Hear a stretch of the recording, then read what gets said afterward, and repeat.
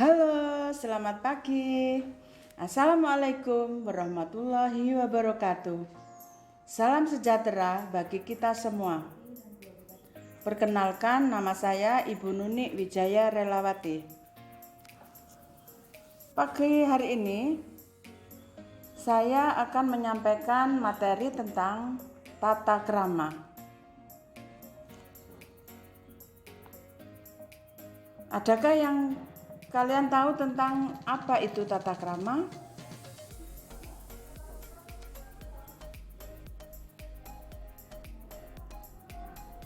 Tata krama atau adat sopan santun sering juga disebut dengan etiket.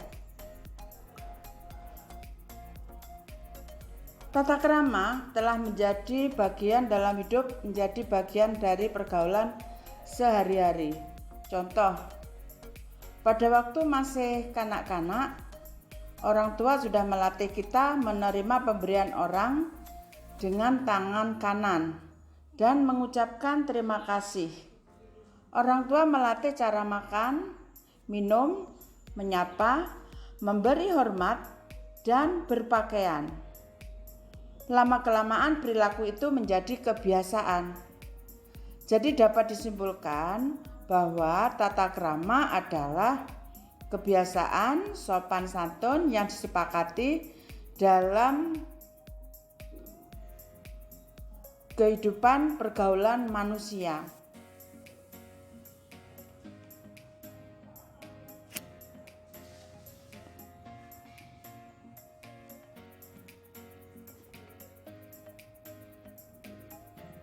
Tata krama terdiri atas dua kata, tata dan krama. Tata berarti adat, aturan, norma, peraturan. Sedangkan krama berarti sopan santun, kelakuan, tindakan, perbuatan. Jadi tata krama berarti adat sopan santun, kebiasaan sopan santun. Ada bermacam-macam tata krama. Ada 4. 1. Tata krama berkomunikasi. Yang kedua, tata krama saat bergaul.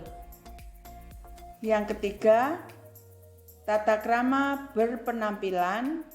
Yang keempat adalah tata krama menjadi peserta didik.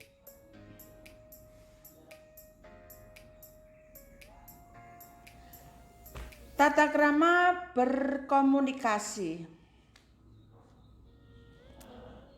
Dalam tata krama berkomunikasi itu ada beberapa hal yang harus kita perhatikan.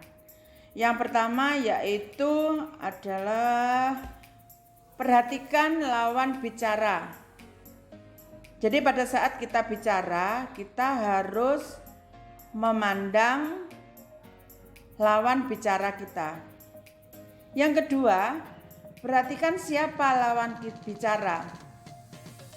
Kadang kita bicara kepada orang yang lebih tua dari kita, kadang bicara dengan sesama atau bicara dengan di bawah kita. Yang ketiga, jangan menyinggung perasaan orang lain. Jadi pembicaraan itu jangan sampai menyakiti perasaan orang lain. Yang keempat, sesuaikan topik pembicaraan. Jadi dalam kita berbicara itu dengan siapa itu harus disesuaikan. Misalnya kalau bicara dengan sesama pelajar, kalian bisa membicarakan tentang pelajaran.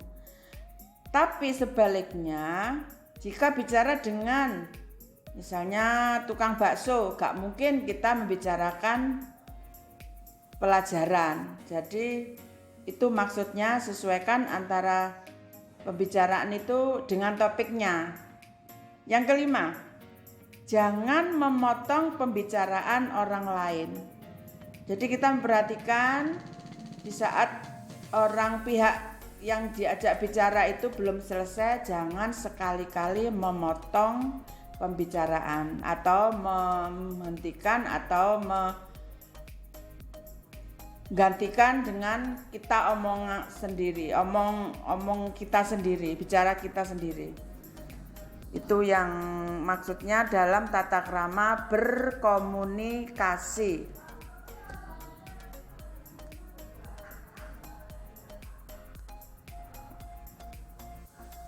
Kemudian yang berikutnya tata krama saat bergaul. Dalam bergaul harus memiliki tata krama, selalu menunjukkan sikap sopan santun dengan siapapun. Misalnya dalam bergaul, kita tidak boleh memilih mana yang kaya, mana yang miskin. Semua orang sama dan semuanya harus kita hormati.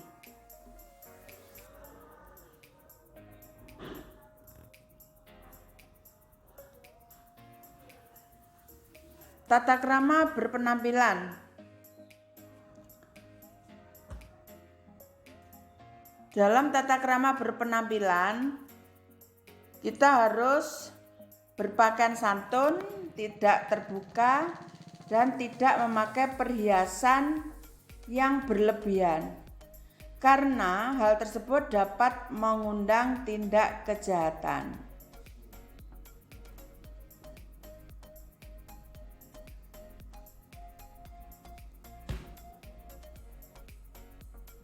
Menyesuaikan penampilan dengan situasi dan tempat.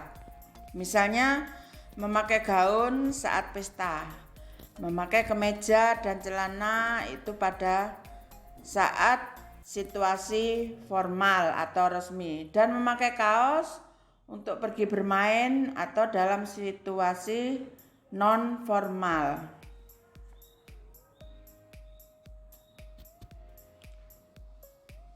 Berikutnya, mengikuti aturan yang berlaku dalam suatu lembaga, misalnya lembaga pendidikan, berarti harus mematuhi seragam yang ditentukan oleh lembaga.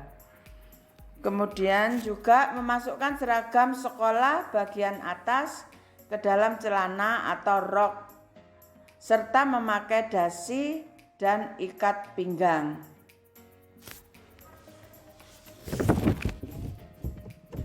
Juga memakai kaos olahraga saat berolahraga.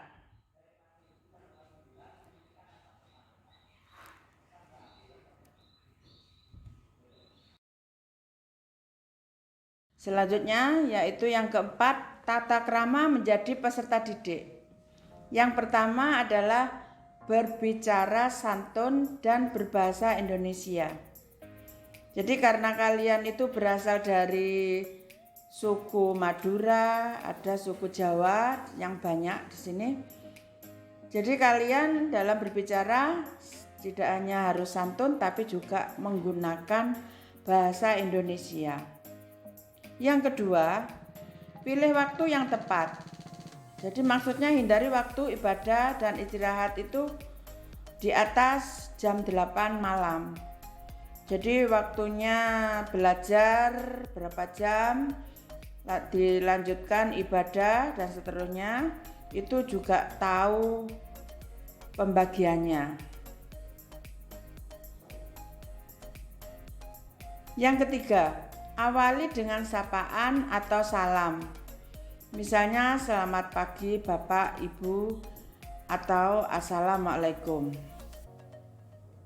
Yang keempat, sampaikan identitas dan ucapkan maaf untuk menunjukkan sopan santun dan kerendahan hati. Contoh, nama saya Nana kelas 7F.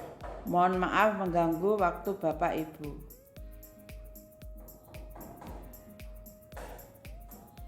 Yang kelima, gunakan bahasa yang mudah dimengerti. Hindari menyingkat kata seperti Y, G, SY, AK atau AKI, DMN. Itu. Hindari juga kata non formal seperti oke, walah. Yang benar adalah ya, baik, atau siap. Yang keenam, akhiri pesan dengan ucapan terima kasih atau salam.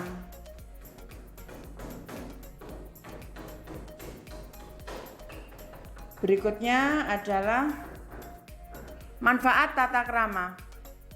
Jadi kita dalam bertata krama itu juga ada manfaatnya. Manfaat yang pertama adalah